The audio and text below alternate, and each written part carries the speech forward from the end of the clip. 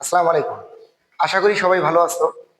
আজকে আমরা পদার্থবিজ্ঞানের চতুর্থ অধ্যায় কাজ ক্ষমতা শক্তির বাকি অংশ তথা ক্ষমতা বিষয়ে আলোকপাত করব।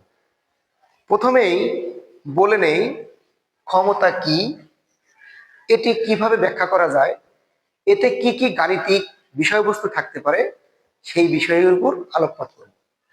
আচ্ছা, প্রথমেই বুঝে নেই ক্ষমতা।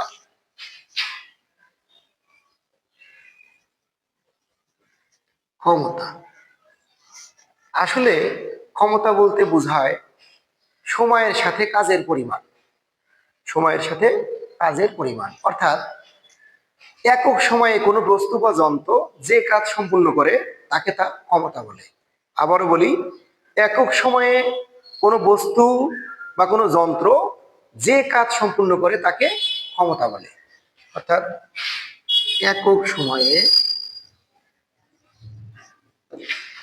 কোনো বস্তু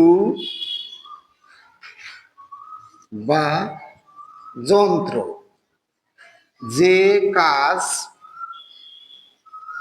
সম্পন্ন করে করে তাকে করে তাকে ক্ষমতা বলে। ক্ষমতা বলে অর্থাৎ একক সময়ে কোনো বস্তু বা যন্ত্র যে কাজ সম্পূর্ণ করে তাকে কি বলে? ক্ষমতা বলে। একে পি দ্বারা প্রকাশ করা হয়। দ্বারা প্রকাশ করা হয়। এর একক ওয়াট। ওয়াট বা ডাব্লিউ দিয়ে বোঝানো হয়। ওয়াটকে ডাব্লিউ, এর একক ওয়াট। তাহলে আমরা কি বুঝলাম? কোনো যন্ত্র বা কোনো বস্তু একক সময়ে যে কাজ সম্পূর্ণ করে তাকে ক্ষমতা বলে, অথবা একক সময়ে কোনো যন্ত্র বা বস্তু যে কাজ সম্পূর্ণ করে তাকে ক্ষমতা বলে। এখন আসি ক্ষমতার একক ওয়াট। ক্ষমতাকে পি দ্বারা প্রকাশ করা হয়, তথা পাওয়ার মানে ক্ষমতা, তার প্রথম প্রতীকটা নেওয়া হয়েছে পি। আচ্ছা, এখন এই বিষয়ে গাণিতিক যে বিষয়টা,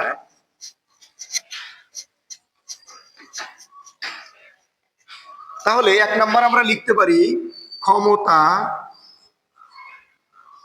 ক্ষমতা সমান কাজ ভাগ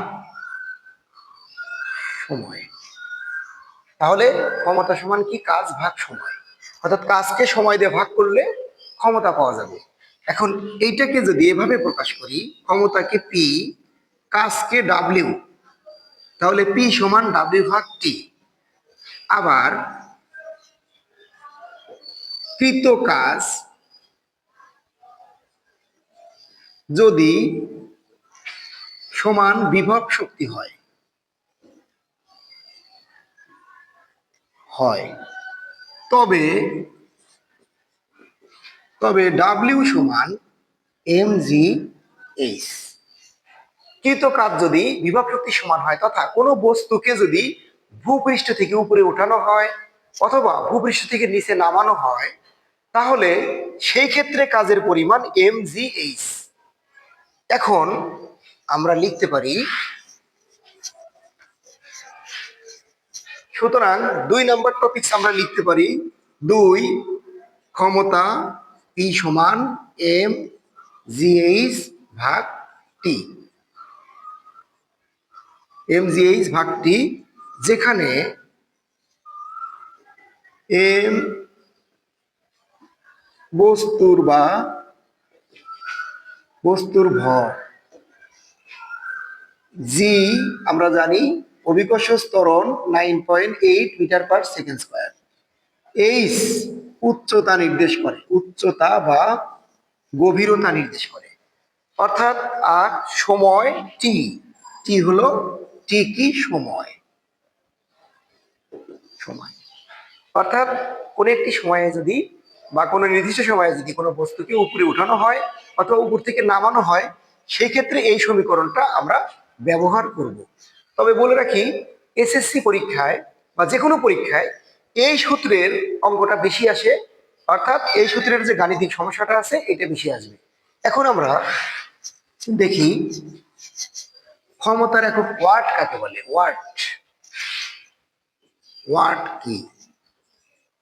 ওয়াট, আচ্ছা, ওয়াটকে ডাব্লিউ দিয়ে প্রকাশ করা হয়, ডাব্লিউ দিয়ে প্রকাশ করা হয়। আচ্ছা, ওয়াট ক্ষমতা সমান পি সমান আমরা জানি ডাব্লিউ ভাগ টি। এখন যদি খুব সহজভাবে পি একক, ডাব্লিউ এর একক এবং টি এর একক ব্যবহার করি, তাহলে আমরা ওয়াটের সংজ্ঞাটা লিখতে পারবো। বা পি একক হলো ওয়াট, আমরা লিখলাম 1 ওয়াট।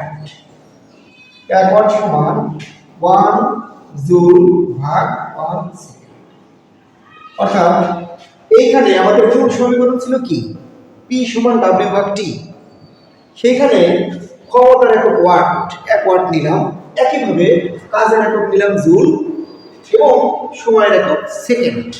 এখন আমরা কিভাবে সংজ্ঞায়িত করতে পারি? আমরা যদি এখন লিখি যে কোনো বস্তু বা যন্ত্র 1 সেকেন্ডে যদি 1 জুল কাজ সম্পূর্ণ করে তখন তাকে 1 ওয়াট বলে। আবার বলি, যদি কোনো বস্তু বা যন্ত্র 1 সেকেন্ডে 1 জুল কাজ সম্পূর্ণ করে তখন তাকে 1 ওয়াট বলে। আচ্ছা, আমরা একটু লিখি এটা কিভাবে লেখা যায়। কোনো যন্ত্র বা বস্তু যদি 1 সেকেন্ডে 1 জুল 1 জুল কাজ